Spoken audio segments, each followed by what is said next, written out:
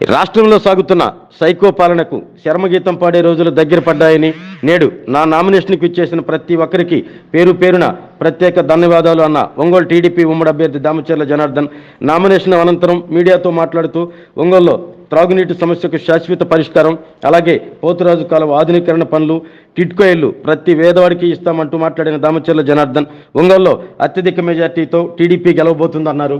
ఇప్పుడే నామినేషన్ చేశాం. నామినేషన్లో ఈరోజు వచ్చిన భారీ జనం కానీ, అదేవిధంగా స్పందన కానీ, ఈరోజు భారీ మెజార్టీతోటి ఒంగోలు నియోజకవర్గం గెలవబోతుందని చెప్పి కూడా మేము తెలియజేస్తున్నాం. ఎందుకంటే రాష్ట్ర ప్రజలంతా కూడా ఈ సైకో జగన్మోహన్ రెడ్డి ఇంటికి పంపడానికి వాళ్ళంతా కూడా కంకణం కట్టుకొని ఉన్నారు. ఇవాళ వచ్చిన ఆడవాళ్ళు కానీ, ఎంతోమంది ప్రజలు కానీ ఈరోజంతా కూడా స్వచ్ఛందంగా మద్దతు తెలుపుతూ ఈరోజు ఇంత ఎండలో కూడా వాళ్ళంతా కూడా మాతో పాటు నడిచి ఇంత దూరం వచ్చారంటే వాళ్ళందరికీ కూడా మనస్ఫూర్తిగా మా అందరి తరపున కూడా అభినందనలు తెలియజేస్తున్నాం. భవిష్యత్తులో తప్పకుండా కూడా ఏదైతే ఈ ఒంగోలులో ఆగిన అభివృద్ధిని దాన్ని కొనసాగిస్తాం. అదేవిధంగా మనం చేసిన 75% 80% కంప్లీట్ అయ్యి ఈరోజు అవి అన్నీ కూడా ఆగిపోయి ఉన్నాయి. ఏదైతే తాగునీరు ప్రతిరోజు మంచినీళ్ళు ఇవ్వాలనేది మా ఉద్దేశం. ఆ మంచినీళ్ళది దగ్గర 80% తీసుకొస్తే దాన్ని 5 సంవత్సరాల్లో చేయలేకపోయారు. మేము రేపు ప్రభుత్వం రాగానే 6 నెలల లోపలే అది కంప్లీట్ చేసి మొత్తానికి ప్రతిరోజు మంచినీళ్ళు ఇచ్చేటట్టుగా దాన్ని కూడా ప్రజలకి ఇంకా ఒంగోలులో తాగునీరు సమస్య లేకుండా చేస్తామని చెప్పి కూడా మేము తెలియజేస్తూ ఉన్నాం.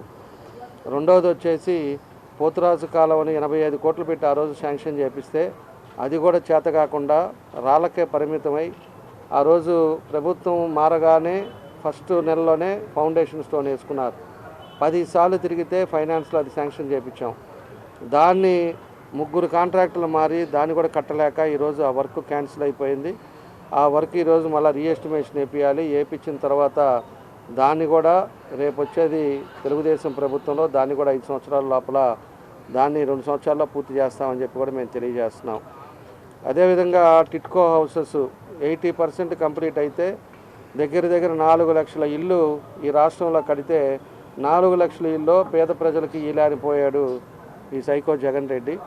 కాబట్టి రేపు టిడ్కో హౌసెస్ కూడా 6,000 ఇల్లు కూడా రాగానే వితిన్ 6 మంత్స్ లోపల ఎవరైతే ప్రభుత్వం వాళ్ళు డబ్బులు కట్టారో వాళ్ళు చలానాలు కూడా ఉండేవాళ్ళని చూసి వాళ్ళందరికీ కూడా వాళ్ళ సొంత ఇంట్లో ఉండేటట్టుగా అవి కూడా చేస్తాం. ఇంకా కూడా ఎవరైతే హౌసెస్ కానీ ఇట్లా లేక సొంత స్థలం లేక ఇబ్బందులు పడుతున్నారో వాళ్ళకి 2 సెంట్లు సైట్ ఇస్తామని చెప్పి కూడా మేము తెలియజేస్తూ ఉన్నాం. దాంట్లో కూడా మన మీడియా సోదరులందరూ కూడా కెమెరామ్యాన్లు కానీ మీడియా వాళ్ళు కానీ ఎన్నోసార్లు నుంచి అడుగుతున్నారు. వాళ్ళకి 2.5 సెంటు ఈసారి తెలుగుదేశం పార్టీ ప్రభుత్వంలో వాళ్ళకు కూడా సపరేట్ జర్నలిస్ట్ కాలనీ వాళ్ళకి మేము తెలుగుదేశంలో ఈసారి పట్టాలు ఇస్తామని చెప్పి కూడా ఈ సందర్భంగా మేము తెలియజేస్తున్నాం. అదేవిధంగా ఇంకా ఉండేది ఏదైతే ఇంకా మేజర్ సమస్యలు మనకు వచ్చే లోపల బక్కిన కన్నాల బ్రిడ్జి ఒకటి ఆగింది. మా టైంలో 5 సంవత్సరాల్లో బ్రిడ్జిలన్నీ కట్టాను. ఒక బ్రిడ్జి ఈత ముక్కల బ్రిడ్జి ఒకటి ఆగింది. అది కూడా రేపు తెలుగుదేశం ప్రభుత్వంలో అది కూడా కంప్లీట్ చేస్తాం. ఒక స్టేడియం అవసరం ఉంది. స్టేడియంను కూడా తెలుగుదేశం పార్టీలో అది కూడా తీసుకొస్తాం. అదేవిధంగా మనకి యువగలం జరిగినప్పుడు యువగలం మైల్ స్టోను 2100 కిలోమీటర్ మనకు ఒంగోలుకి వచ్చినప్పుడు మన నియోజకవర్గం నుంచి ఏది కావాలని అడిగినప్పుడు నేను అండర్గ్రౌండ్ డ్రైనేజ్ సిస్టమ్ అని చెప్పేసి చెప్పడం జరిగింది. రేపు ప్రభుత్వం వచ్చిన తర్వాత అండర్గ్రౌండ్ డ్రైనేజ్ సిస్టాన్ని 500 కోట్లతోటి దాన్ని ఎస్టిమేషన్ వేయించేసి ఈ 2-3 సంవత్సరాల్లో అండర్గ్రౌండ్ డ్రైనేజ్ సిస్టమ్ కూడా కంప్లీట్ చేస్తాం. Underground water line, drainage system, అదేవిధంగా ఎలక్ట్రికల్ లైన్స్ ఏది కూడా ఇంకా పోల్కి వైర్ అనేది లేకుండా ఆధునీకరణ చేస్తాం. ఒంగోలు బ్యూటిఫికేషన్ చేస్తాం. ఒంగోలుని కొత్త రకమైన ఇంకా మార్పులు తీసుకొస్తాం. 5 సంవత్సరాలు చేసింది ఒక పని అయితే ఈ 5 సంవత్సరాల్లో ఇంకా మార్పులు తీసుకొచ్చి అన్ని హంగులతోటి ఒంగోలుని తీసుకొస్తామని చెప్పి కూడా మేము తెలియజేస్తూ ఉన్నాం. ఇట్లా ఎన్నో కార్యక్రమాలు ఈరోజు పేద ప్రజలు ఇబ్బందులు పడుతున్నారు. పార్కులు అదివరకు మేము చేసినప్పుడు ఎలా ఉన్నాయి, ఇప్పుడు ఎలా ఉన్నాయి. అదేవిధంగా డివైడర్స్ అంతా కూడా కొంత ఆయన ఎన్నోసార్లు కూడా మాట్లాడాడు. మీరేం అభివృద్ధి చేశారు, వాళ్ళకి పెయింట్ అను అదేవిధంగా డివైడర్లకు పెయింట్ తప్పితే అనే మాటలు కూడా మాట్లాడారు. వాళ్ళకి వాళ్ళ చిత్తశుద్ధి వాళ్ళకి తెలియదు. ఎందుకంటే వాళ్ళకి వేరే యాక్టివిటీస్ ఎక్కువ తప్పితే ఎప్పుడు కూడా ఒక నగరాన్ని అందంగా తీర్చిదిద్దినప్పుడే మనకి హంగులతోటి ఉండేటప్పుడే ఫెసిలిటీస్ ఉండేటప్పుడే మనకు కూడా ఏదైనా కూడా కంపెనీలు కానీ వేరేది ఏదైనా కూడా వస్తారు.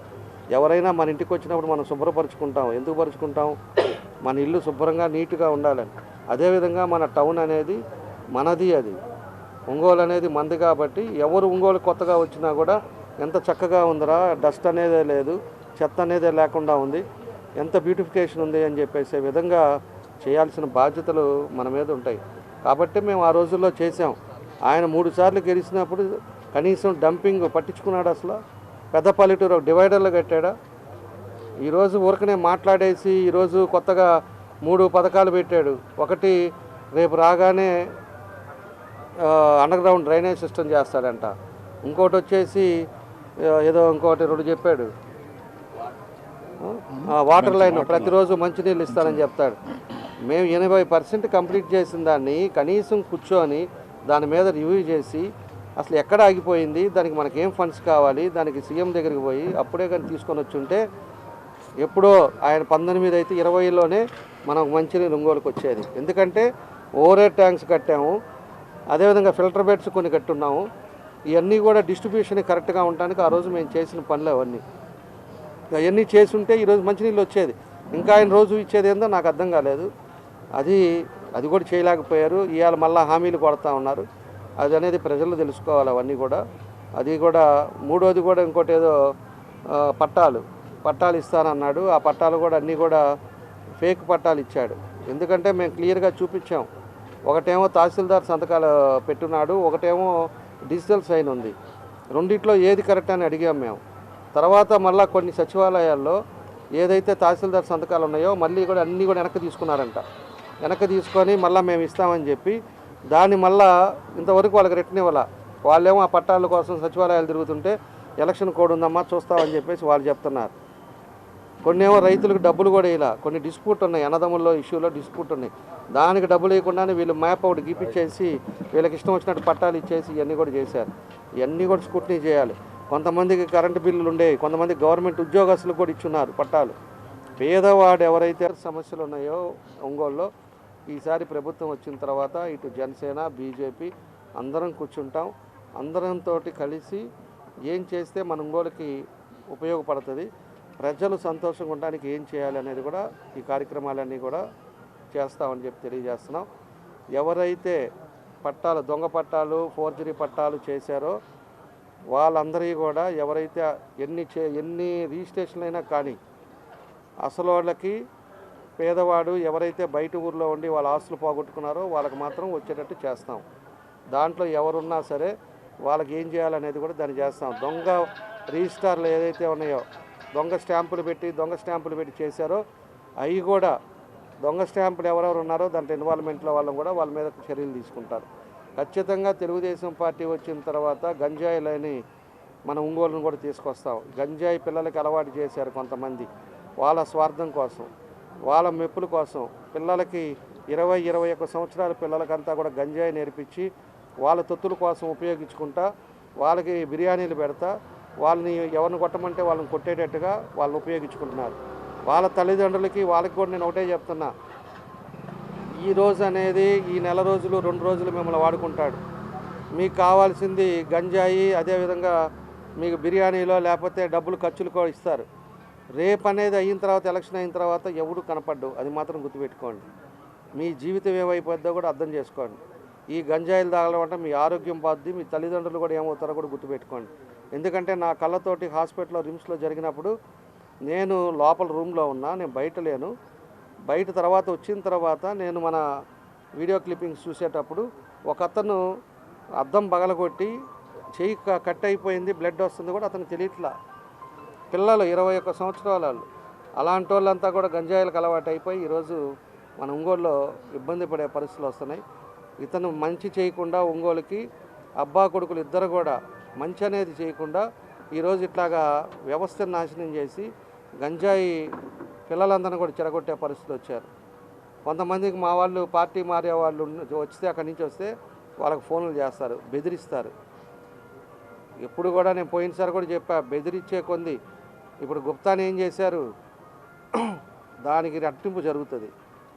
ఎప్పుడు కూడా ఒకరిని మంచితనం మీద మనం మాట్లాడాలి, మంచితనం మీద మనం చూడాలి తప్పితే వాడిని ఏదో నేను కొడతాను, నాకు ఇవాళ పోలీసు వాళ్ళు ఉన్నారు, నేను అరెస్ట్ చేస్తాను, కేసులు పెడతాను అంటే రేపు అనేది రోజు వాళ్ళు కూడా ఇదే విధంగా తయారవుతారు. ముందుగా రివర్స్ అయినప్పుడు గుప్తాలాగా చేసిన పాపాలన్నీ కూడా బయటకు వస్తాయి. కాబట్టి ఇవన్నీ కూడా ఒంగోలులో ఇంకా ఏవైతే ఉన్నాయో అవి చేస్తాం. పీస్ఫుల్ టౌన్ని మళ్ళీ తీసుకొస్తాం. ఎక్కడ కూడా గొడవ అనేది లేకుండా. మేము 5 ఏళ్లలో ఎక్కడ గొడవలు లేవు. మేము ఆడ గంజాయిలు ఇలా, ఇసుక అమ్మల, అదేవిధంగా రేషన్ బియ్యాలు అమల, అదేవిధంగా స్థలాలు కబ్జాలు చేయాల, దొంగ స్టాంపులు పెట్టి మేము కబ్జాలు చేయాల, గ్రానైట్ వాళ్ళ దగ్గర వసూలు చేయాల, ఇలాంటివన్నీ కూడా ఎన్నో ఉన్నాయి. హాస్పిటల్ బిల్డింగ్ల మీద వసూలు చేయాల, ప్రైవేట్ బిల్డింగ్స్ మీద వసూలు చేయాల, ఎవరైనా అపార్ట్మెంట్లు కడితే అపార్ట్మెంట్ వాళ్ళ దగ్గర మాకు ఇంత కావాల్సిందే అని చెప్పి వసూలు చేయాల, కమర్షియల్ బిల్డింగ్ కడితే దాన్ని వసూలు చేయాల. ఈరోజు ఇవన్నీ కూడా ప్రజలు కూడా గమనించుకోవాలి.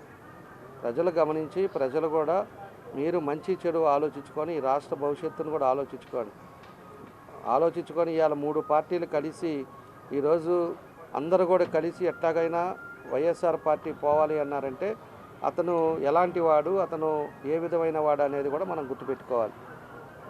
అలాంటి సైకో ముఖ్యమంత్రి ఉండడం వల్ల ఈరోజు రాష్ట్రం ఎంత పడింది, ఎంత వెనక్కిపోయాం, ఈరోజు ఏం జరుగుతుంది అనేది కూడా మీరు ఆలోచించుకోండి. ఒక్క కంపెనీ అన్న ఆ రోజు తెలుగుదేశం టైంలో తెచ్చిన కంపెనీలు ఒక్కటి లేవు, ఒక్క పిల్లోడికి ఉద్యోగాలు లేవు, అదేవిధంగా ఒక్క డెవలప్మెంట్ లేదు. ప్రతి పేదవాడు అన్నా క్యాంటీన్ ఉన్నప్పుడు 5 రూపాయలకి శుభ్రమైన భోజనం తినేవాళ్ళు. ఈరోజు హోటల్కి వెళ్తే 130 రూపాయలు. ఎవరన్నా బయట నుంచి వచ్చి కూరగాయలు ఏదైనా అమ్ముకోవడానికి వచ్చి భోజనం చేయాలంటే 130 రూపాయలు పెడితేనే, ఒక మెస్లో తినాలంటే 130 రూపాయలు. అదే కానీ అన్నా క్యాంటీన్ ఉంటే 5 రూపాయలకి సాంబార్ అన్నం, కర్డ్ రైస్ శుభ్రంగా మనిషికి సరిపోయేంత తృప్తిగా ఉండేది. అలాంటిది కూడా పోగొట్టి నోటి పేదల దగ్గర అది కూడా కొట్టిన వ్యక్తి సైకో జగన్ రెడ్డి అని చెప్పి మేము తెలియజేస్తున్నాం. ఇవన్నీ కూడా ప్రజలు కూడా ఆలోచించుకొనే, ప్రజలు ఇవన్నీ చూసే సైకో జగన్ రెడ్డిని ఇంటికి పంపాలనేది డిసైడ్ అయిపోయారు. ఈరోజు ప్రజలంతా కూడా సైలెంట్గా చూస్తున్నారు. వీళ్ళు అనుకోవచ్చు ఇవాళ 5,000 ఇస్తాం, 10,000 ఇస్తాం, లేకపోతే కండ వేస్తే 1,00,000 ఇస్తాం, లేకపోతే పార్టీ నుంచి వచ్చిన వాడికి 5 లక్షలు ఇస్తామని అవినీతి డబ్బు మీద రాజకీయాలు చేయొచ్చు. డబ్బు అనేది కొంతవరకే, పార్టీ వరకే పనిచేస్తుంది. వ్యక్తిత్వం అనేది ఇంపార్టెంట్, పార్టీ అనేది ఇంపార్టెంట్. ఈరోజు దాంట్లో ఆయన దగ్గర ఉండేది ఒకటే, డబ్బు ఒకటే ఉంది, అవినీతి డబ్బు ఒకటే ఉంది. ఆ డబ్బు పెట్టి రేపు 10,000 ఇస్తానని చెప్పి చూస్తున్నాడు. రేపు 10,000 తీసుకున్నా కూడా ప్రజలు అతనికి ఓటేయరు. ఎందుకంటే అతనికి అయిపోయింది. అతను చూసి అతను ఇబ్బందులు పెట్టి, మానసికమైన ఇబ్బందులు పడి బయట చెప్పుకోలేని వాళ్ళు ఈరోజు ఒంగోలులో చాలామంది ఉన్నారు. కాబట్టి ఇలాంటిది అన్నీ కూడా జరుగుతూ ఉన్నాయి. కాబట్టి అవినీతి పరుడు కావాలా, మీకు అందుబాటులో ఉండి పనిచేసే వాళ్ళు కావాలనేది కూడా ప్రజలు కూడా ఆలోచించండి. ప్రజలు కూడా ఆలోచించి మంచి నిర్ణయాలు తీసుకుంటే తప్పకుండా మీకు అన్ని విధాలుగా కూడా అండగా ఉంటామని చెప్పి మేమందరం కూడా తెలియజేస్తూ ఉన్నాం. కాబట్టి ఈరోజు నామినేషన్కి వచ్చిన ప్రజలే దీనికి నిదర్శనం. మహిళలు కానీ ఒక్కరు కానీ మేమెవ్వరికి ₹1 ఇవ్వాల. మా తెలుగుదేశం పార్టీ ఎప్పుడు కూడా డబ్బులు ఇచ్చి మీటింగులకి పిలిచే పరిస్థితులు మా దగ్గర ఎప్పుడూ లేదు. అభిమానం మీదే, ఆప్యాయత మీదే వస్తారు. నిన్నటి నుంచి మేమందరం కూడా ఇన్ని గంటలకు అనుకున్నాం, ఇన్ని గంటలకు అందరూ రావటం కూడా జరిగింది. ఏ విధంగా అయితే ర్యాలీ జరిగిందో దీనికే ఇదే నిదర్శనం. మంచి మెజారిటీతో ఒంగోలులో తెలుగుదేశం పార్టీ విజయం ఎగరేస్తుంది. దానికి తోడు మా జనసేన, బీజేపీ అందరం కలిసి ఈరోజు చేసిన ఈ ర్యాలీలో అందరం కలిసే కాబట్టే ఈరోజు ఇంతమంది జనాలు రావడానికి, ఇంత సక్సెస్ అవ్వడానికి కూడా కారణం అని చెప్పేసి కూడా మేము కూడా తెలియజేస్తున్నాం. భవిష్యత్తులో కూడా అందరం కూడా కలిసి మంచి నిర్ణయాలు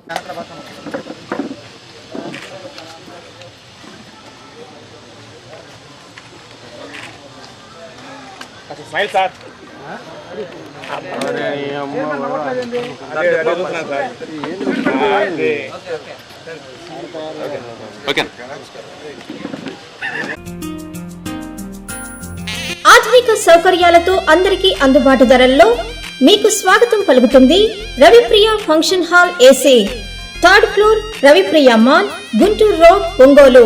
500 seating capacity, AC dining hall, AC bedrooms కలవు. మరియు విశాలమైన పార్కింగ్ జనరేటర్ సౌకర్యం కలదు. వివాహాది శుభకార్యాలకు, నిశ్చితార్థం, ఓణీల ఫంక్షన్, పంచల function, birthday parties, office meetings మొదలగు అన్ని రకాల పార్టీలకు, ఫంక్షన్స్ కు చక్కని వేదిక రవిప్రియ ఫంక్షన్ హాల్ ఏసీ. మీ అభిరుచికి అనుగుణంగా డెకరేషన్ మరియు లైటింగ్ చేయబడును. బుకింగ్ కొరకు సంప్రదించండి. చక్కా హరి, సెల్ 9849150375, చక్కా Krishna, cell 9293557721, Ramakrishna, cell 9703498498. Ravipriya function hall AC, third floor, Ravipriya mall, Guntur road, Ongole.